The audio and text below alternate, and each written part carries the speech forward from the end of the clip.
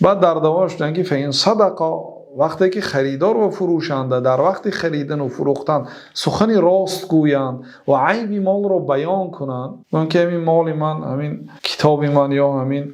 جهاز من، یا همین لباس من یک عیب دارد، گفته عیباش بیان کنند، در وقت خرید و فروش سخن راست کن، بورک لهما فی بیعهما، در خرید و فروش آنها برکت داده میشد. اگرچه مثلا به نرخ کمتر میفروشد، وقتی که عیبش که گفتید نرخش میفروید، پولی کم به دست میارد، لیکن بورک لهما فی بیعهما، در خرید و فروش آنها برکت داده میشد. حتی یا برادر وقتی که عیب ماشینش را گفت است به خریدار هم که متخصص بوده است، دید است که واقعا همین عیب دارد و دیگه عیبا رو ندارد، است که به خاطر آن که راست گفتی همین ماشینت رو اینقدر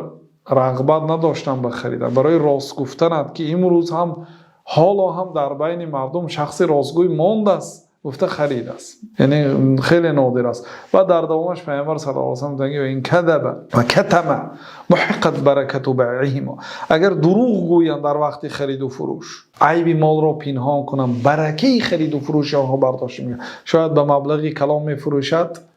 لیکن در آن پول برکه نمییابد، دیری نگذشته آن پول به کجا رفت صاحبش نمیداند. بنابراین کسی طبق دین، طبق شریعت عمل کند، اگر چنده که برای خودش از بعض جهت ها نارسایی ها باشد، خواهش دلش نباشد، ولی طبق شریعت عمل کند، الله تعالی برکه میدهد.